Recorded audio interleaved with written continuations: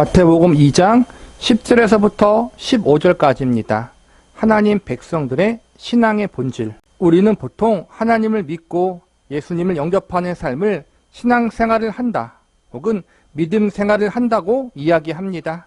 실제로 우리가 하나님을 믿고 예수님을 우리의 구세주로 영접하게 되면 우리는 하나님의 자녀와 백성이 되고, 그때부터 하나님과 예수님을 믿는 믿음과 신앙을 가지고 인생을 살아가게 됩니다.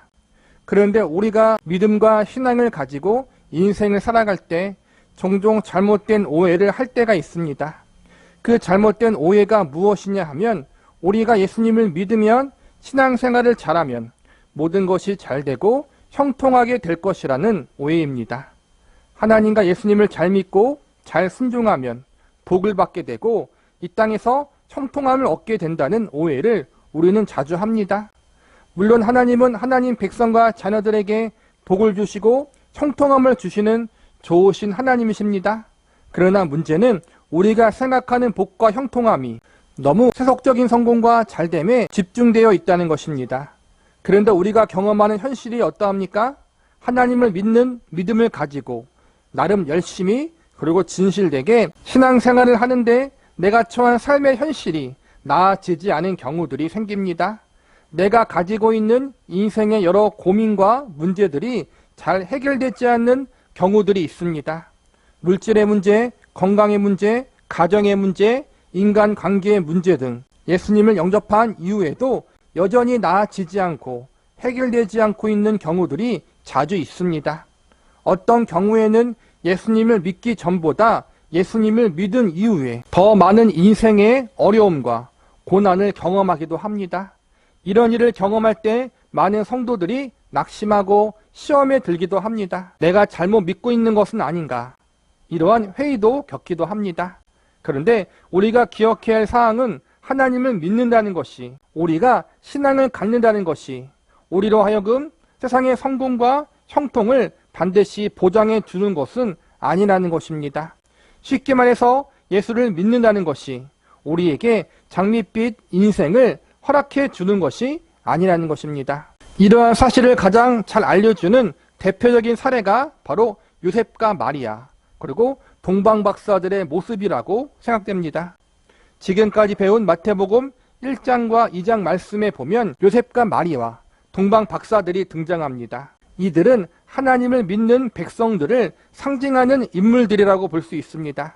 우리는 이들의 모습을 통해서 하나님 백성들의 신앙의 본질이 단순히 세상에서 잘되고 성공하는 것을 기준으로 삼을 수 없다는 사실에 대해서 배워보려고 합니다.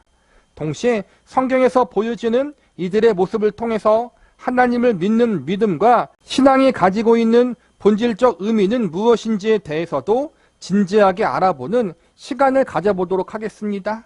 제일 먼저 요셉과 마리아의 모습에 대해서 살펴보겠습니다. 우선 예수님이 태어나기 전의 모습을 보면 요셉이나 마리아 모두 결혼하기 전에 예수님의 잉태 소식을 알게 되었습니다. 마리아 편에서는 아직 남자를 알지 못하는 처녀가 아이를 잉태했다는 소식을 알게 되어 처음에는 당황합니다. 마리아는 그 당시 결혼하지는 않았지만 요셉과 약혼을 한 사이였기 때문에 자칫 잘못하면 가늠한 것으로 오해받을 수도 있었습니다. 자칫 잘못하면 돌에 맞아 죽을 수도 있는 위험스러운 일을 당할 수 있었던 것입니다. 또한 자신의 약혼녀인 요셉에게 파혼을 요구받을 수도 있었습니다.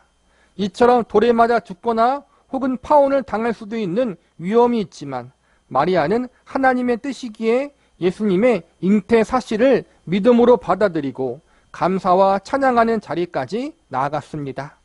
요셉 편에서도 갑작스럽게 자신의 약혼녀가 자신의 아이가 아닌 메시아를 잉태했다는 사실을 알게 되고 많이 당황스러웠을 것입니다. 솔직히 남자로서 자신의 약혼녀가 아이를 가졌는데 그 아이가 자신의 친아이가 아니라는 사실은 기분 좋은 일은 아닙니다. 아니, 매우 불쾌한 일일 수 있습니다. 그러나 그 역시 하나님의 뜻을 믿음으로 받아들이고 마리아를 자신의 아내로 데려왔습니다. 이와 같이 쉬운 일이 아니었음에도 불구하고 요셉과 마리아는 자신들이 할 수 있는 최선을 다해 하나님의 뜻을 받들어 순종합니다. 이렇듯 받아들이기 힘든 하나님의 뜻에 기꺼이 순종하며 어려워 선택을 했던 믿음의 사람들이 요셉과 마리아였습니다. 그런데 이런 믿음의 선택과 결심을 한 그들이 겪은 일이 어떠한 일이었습니까? 우선 아기 예수님이 태어나시는 날 머물 곳이 없어 마국간에서 아이를 낳았습니다. 메시아의 부모가 되면 온갖 부귀와 영화를 누리지는 않더라도 최소한 부족한 것 없이 살아야 하지 않겠습니까? 나름 여러 가지 일들에 대해서 희생을 감수하며 하나님의 뜻에 순종하기로 결심한 요셉과 마리아였습니다. 그러나 여전히 이들은 가난했고 아기를 낳을 마땅한 장소도 구할 수 없었습니다. 오늘날로 말하자면 좋은 산부인과 좋은 산후조리원도 가지 못했다는 것입니다. 좋은 환경은커녕 화장실보다 더러운 곳에서 아이를 낳을 수밖에 없을 정도로 요셉과 마리아의 형편은 좋지 못했습니다. 이뿐만 아닙니다. 본문 13절을 보시기 바랍니다. 그들이 떠난 후에 주의 사자가 요셉에게 현몽하여 이르되 헤롯이 아기를 찾아 죽이려 하니 일어나 아기와 그의 어머니를 데리고 애굽으로 피하여 내가 내게 이르기까지 거기 있으라 하시니, 여기서 보니까 헤롯 왕이 예수님을 죽이려 한다고 나와 있습니다. 아기 예수님을 죽이려 한다는 것은 곧 요셉과 마리아의 목숨도 위험하다는 것입니다. 그래서 주의 사자를 통해서 애굽으로 피난을 가라고 알려주십니다. 요셉과 마리아는 지금 메시아의 부모가 되는 영광스러운 소명을 부여받았습니다. 그들 나름대로 큰 결심과 순종을 하며 하나님의 뜻을 받아들였습니다. 그런데 하나님은 그들에게 우리가 잘 아는 성공과 잘됨을 허락하여 주지 않으셨습니다. 오히려 더러운 가축이 머무는 마국간에서 아기 예수님을 태어나게 하시고 이제는 헤롯 왕에 의해서 목숨이 위태로워지는 위험을 겪게 하셨습니다. 우리의 시각과 생각으로 보면 참으로 이해가 되지 않는 상황입니다. 요셉과 마리아는 메시아의 부모가 되는 영광스러운 소명을 부여받고 하나님의 말씀과 뜻에 기꺼이 순종했습니다. 또한 그들은 주의 사자를 만나는 신비한 체험을 했고 동방 박사들까지 찾아와 아기 예수님을 경배하는 모습을 목격했습니다. 그러나 그들에게 찾아온 것은 성공함과 형통함이 아니었습니다. 물질의 복을 받고 건강의 복을 받는 것이 아니었습니다. 전승에 따르면 요셉은 일찍 죽고 마리아는 예수님을 비롯해 남은 자녀들과 함께 가난한 갑으로 힘들게 생활했다고 합니다. 하나님을 믿는다는 것, 하나님께 소명을 받고 하나님 말씀에 순종한다는 것, 하나님의 백성으로 살아간다는 것은 우리가 생각하는 것만큼 장밋빛 밝은 미래가 펼쳐지는 것이 아님을 우리는 알아야 합니다. 이번에는 동방박사들의 모습에 대해서 살펴보도록 하겠습니다. 동방박사들은 일반적으로 페르시아 제국과 관련된 사람들로 알려져 있습니다. 페르시아 제국에서 이스라엘 지역까지의 거리는 꽤 멉니다. 오늘날과 같이 교통과 도로 사정이 좋지 않았기 때문에 최소 몇 주 이상의 기간 동안 걸어서 와야 했습니다. 우리는 보통 동방박사들이 3명이라고 알고 있지만 성경학자들은 그 이상이라고 보고 있습니다.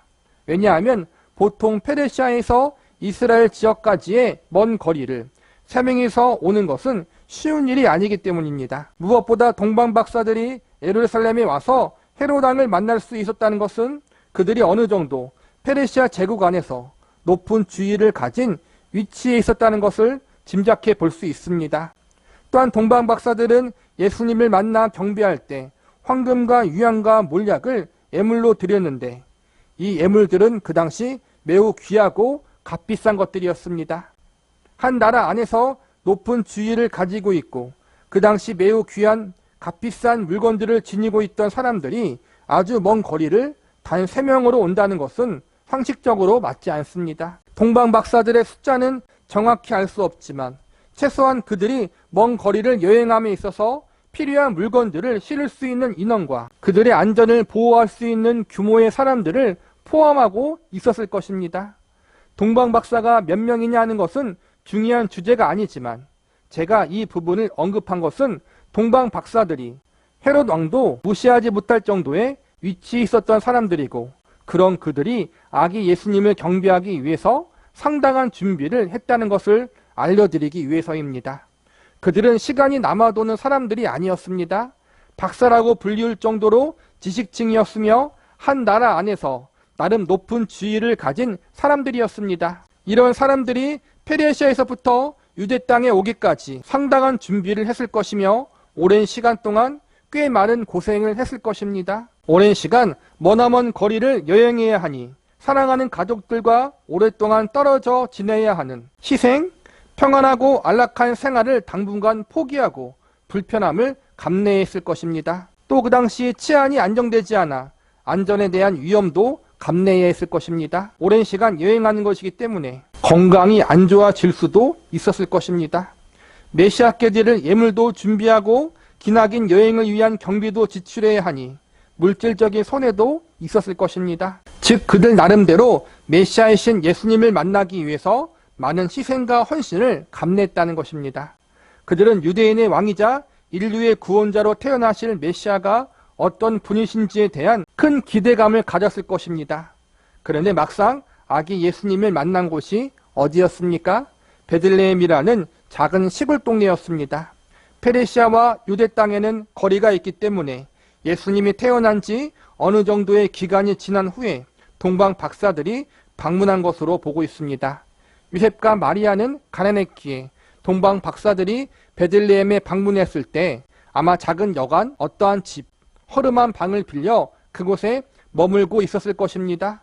이들은 유대인의 왕이자 온 인류의 구원자이신 메시아를 만날 수 있다는 기대감을 가지고 나름 많은 희생과 헌신을 준비하며 왔는데 그들 눈에 보이는 광경은 생각보다 형편이 없었을 것입니다. 크고 웅장한 왕궁에서 화려하고 멋있는 옷을 입고 앉아있는 메시아가 아닌 작은 집, 작은 방 안에서 허름한 천조가리를 입고 있는 아기 예수님을 보았을 것입니다. 인간적인 생각으로 정말 메시아가 맞는가라는 의심도 할 수 있었을 것입니다. 아마 별의 인도함이 없었다면 아기 예수님이 메시아인 줄도 모를 정도로 예수님의 모습과 예수님의 주변 환경은 기대 이하였을 것입니다. 동방 박사들은 그들이 생각하고 기대한 것과는 너무나도 다른 광경을 목격했을 것입니다. 동방 박사들은 예수님을 경배하기 위해 진실된 마음과 자세를 가지고 많은 희생과 헌신을 했지만 그들이 공들였던 열심과 노력에 비해서 그들이 경험하고 얻어낸 것은 그리 많지 않았습니다. 동방 박사들의 모습을 통해서 우리는 예수님을 경배하는 삶, 하나님을 믿는 신앙을 가진 삶이 내가 생각하는 것보다 화려하지 않을 수 있다는 사실을 발견할 수 있어야 합니다. 어떤 경우는 지극히 보잘것이 없어 보일 수도 있다는 것입니다. 지금까지 요셉과 마리아 그리고 동방 박사들의 모습을 통해서 우리가 배울 수 있는 메시지와 교훈이 무엇입니까? 신앙생활이란 우리가 생각하고 기대하는 것과 다를 수 있다는 것입니다. 하나님을 믿는다는 것, 하나님의 백성과 자녀로 살아간다는 것이 우리가 생각하고 기대하는 것만큼 상적으로 화려하거나 멋있지 않을 수 있다는 것입니다. 오히려 하나님을 믿는 신앙을 가진다는 것이 우리로 하여금 더 많은 어려움과 고난에 노출되게 만들 수도 있습니다. 더욱 명심해야 할 것은 우리가 하나님을 믿는 믿음으로 인해서 많은 고난과 환난을 당하지만 그것이 우리에게 상적인 성공이나 복, 형통함을 가져오지 않을 수도 있다는 것입니다. 요셉과 마리아는 하나님의 택하심을 받아 메시아의 탄생이라는 하나님의 영광스러운 일에 쓰임받는 사람들로 부름받았습니다. 그리고 그 가운데 하나님의 뜻과 말씀에 순종하는 아름다운 모습을 보여주었습니다. 그런데 이러한 그들의 순종이 그들이 부여받은 영광스러운 소명과 부르심이 그들에게 상적인 성공이나 복을 가져다 주지는 못했습니다. 계속되는 가난을 경험했고 생명과 안전의 위협을 겪는 상황으로 몰고 갔습니다. 동방 박사들도 마찬가지입니다. 그들은 나름대로 세상에서 잘 나가는 사람들이었고 나름대로 많은 희생과 헌신을 준비하며 예수님을 만나러 왔습니다. 그런데 그들이 경배하러 온 아기 예수님은 인간적인 눈으로 볼 때 너무나도 평범했습니다. 아니, 너무나도 보잘것이 없어 보일 정도로 가난했습니다. 분명 그들이 목격한 아기 예수님의 모습은 인간적 눈으로 볼 때 자신들이 기대한 것과는 상당히 다른 메시아의 모습이었을 것입니다. 또한 그들은 자신들이 가진 황금과 유향과 몰약이라는 값비싼 예물까지 드렸습니다. 그런데 그들에게 돌아온 것은 아무것도 없었습니다. 예수님을 경배했다고 해서 그들이 더 특별한 무언가를 경험했다거나 영광스러운 체험을 했다고 나와 있지 않습니다. 물론 12절에 보면 꿈을 통해서 하나님의 명령을 듣는 체험은 합니다. 12절을 보시기 바랍니다. 그들은 꿈에 헤롯에게로 돌아가지 말라 지시함을 받아 다른 길로 고국에 돌아가니라. 이것은 헤롯이 아기 예수님의 목숨을 노리니까 헤롯을 만나지 말고 자신들의 나라로 바로 돌아가라는 것입니다. 이 경험은 그들에게 있어서 영광스러운 체험이기보다는 예수님을 만나 경배한 것을 드러내거나 자랑하지 말고 조용히 있다가 다시 조용히 집으로 돌아가라는 하나님의 권면을 경험한 것으로 볼 수 있습니다. 그들은 자신들이 간절히 고대하던 메시아를 만났습니다. 그러면 얼마나 자신들이 만난 메시아에 대해서 이야기하고 싶겠습니까? 많은 사람들에게 자랑하고 싶겠습니까? 그런데 하나님은 그들의 자랑, 그들의 체험을 말하지 말고 조용히 집으로 돌아가라고 말씀하셨습니다. 동방 박사들 편에서 보면 참으로 김새는 일입니다. 제가 여기에서 말씀드리고 싶은 것은 하나님을 믿는 믿음을 가진다는 것이 우리가 생각하는 것만큼 화려하고 특별한 무언가를 경험케 해주는 삶을 보장해 주는 것이 아니라는 것입니다. 하나님 백성으로서의 삶이 우리가 기대하는 것보다 별 특별한 것이 없을 수 있다는 것입니다. 우리가 원하는 세상의 성공이나 잘됨이 없을 수 있다는 것입니다. 오늘날 많은 사람들이 예수님을 믿는다는 것에 대한 오해를 가지고 있습니다. 하나님을 잘 믿으면 사업이 잘 되도록 은혜를 주시고 신앙생활을 잘하면 직장에서 승진하는 성공의 길로 하나님이 인도하신다고 생각합니다. 하나님을 잘 예배하고 경배하면 자녀들이 좋은 대학 가고 시집장가 잘 갈 수 있는 은혜를 주신다고 생각합니다. 자꾸 우리는 하나님 백성과 자녀들의 삶의 성공이 세상의 성공과 같게 보려는 경향이 있습니다. 그래서 우리의 삶이 소위 잘 나가거나 성공하면 신앙생활을 잘하는 것이고 하나님을 잘 믿는 것이라고 생각합니다. 반대로 신앙생활 가운데 인생 가운데 어려움이 있고 잘 안 되는 일이 있으면 하나님을 잘 믿지 않았고 신앙생활을 잘하지 못해서 희생과 헌신이 부족해서 그러한 것으로 생각을 합니다. 물론 하나님은 하나님의 자녀와 백성들에게 세상에서의 성공을 허락하실 때가 있습니다. 그러나 이러한 것이 신앙생활의 본질, 하나님을 믿는 믿음의 본질은 아닙니다. 신앙생활의 본질, 하나님 백성과 자녀들의 삶의 본질은 하나님을 알아가고 그분과 인격적인 만남을 경험하는 것입니다. 하나님을 만나고 하나님이 어떤 분이신가를 인격적으로 더 깊이 알아가는 것, 이것보다 더 중요한 것이 무엇이 있겠습니까? 우리는 하나님 백성으로서 가지는 신앙의 본질을 바르게 알고 있어야 합니다. 하나님은 하나님 백성들에게 육신의 축복을 허락하실 때도 있고 신비한 체험을 주실 때도 있습니다. 특별한 그 무언가를 경험케 하실 수도 있습니다. 그러나 이 모든 것보다 더 중요한 것은 하나님에 대한 믿음이요 그분과의 깊은 인격적 만남입니다. 그분 때문에 오는 축복, 그분 때문에 오는 수많은 풍성한 은혜에 관한 관심을 잠시 접어두고 하나님 자체에만 관심을 집중해 보시기 바랍니다. 그분 때문에 오는 축복은 우리에게 부수적인 것입니다. 예수님 자체가 우리에게 가장 중요한 전부이십니다. 요셉과 마리아는 여러 가지 어려움 속에서도 하나님의 뜻과 말씀에 순종했습니다. 동방 박사들 역시 많은 희생과 헌신을 통해서 예수님을 경배했습니다. 그런데 그들은 이 모든 믿음의 행위에 대한 눈에 보이는 보상을 다 받지 못했습니다. 요셉과 마리아, 동방 박사들이 자신들이 행한 믿음의 행동들에 대한 합당한 대가를 당장 받지 못하는 것처럼 보였음에도 불구하고 원망하거나 불평하지 않을 수 있었던 이유, 여전히 하나님 말씀에 순종하며 예수님을 경배하는 자리에 설 수 있었던 이유가 무엇 때문이라고 생각하십니까? 그것은 하나님과 예수님이 그들의 유일한 구원자요 주인 되심을 알았기 때문입니다. 이들은 무언가 얻어내기 위하여 하나님을 믿은 것이 아니었습니다. 이들은 특별한 무언가를 경험하기 위해서 하나님 말씀에 순종하며 하나님을 경배하는 자리에 섰던 것이 아니었습니다. 하나님이 창조주이시기 때문에, 예수님이 만왕의 왕이시기 때문에, 구원자이시기 때문에 마땅히 그분의 말씀에 순종하며 그분을 기뻐함으로 경배했던 것입니다. 하나님과 예수님이 그들의 생명이요 소망되심을 믿는 믿음을 가지고 있었기 때문에 끝까지 낙심하거나 절망하지 않았던 것입니다. 우리는 지금 어떤 자리에 있습니까? 우리의 믿음과 신앙의 본질은 어디에 있습니까?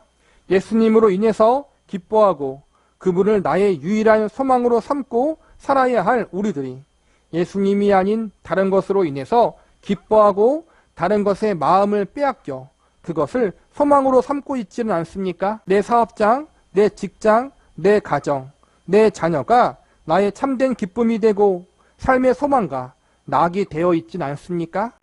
그래서 그것이 잘 되면 교회 다니면서 신앙생활을 할 맛이 나고, 그것이 잘 안 되면, 안 풀리면 교회 다니기도 싫고 신앙생활의 맛도 안 난다고 여기고 있지는 않습니까? 하나님이 나에게 특별한 체험과 감격을 주지 않았다고 원망과 불평하는 자리에 있지는 않습니까? 만약 우리가 그러한 자리에 있었다면, 우리의 소망과 기대를 잘못 두고 있었다면 회개하고 다시 돌이키시기 바랍니다. 우리의 참된 기쁨, 참 소망은 오직 하나님과 예수님이 되어야 합니다. 우리는 하나님으로 인해서 기뻐하고 예수님을 유일한 소망으로 삼는 믿음과 신앙을 간절히 사모해야 합니다. 성김의 교회 모든 성도님들은 다른 것에 마음을 빼앗기고 다른 것에 내 삶의 소망을 두는 것이 아니라 오직 예수님께 내 소망을 두고 오직 예수님 때문에 기뻐할 수 있는 삶의 자리로 나아갈 수 있기를 바랍니다. 그리고 이러한 삶의 태도와 모습이 저와 여러분이 추구해야 할 하나님 백성들의 신앙의 본질이 되기를 간절히 기도합니다.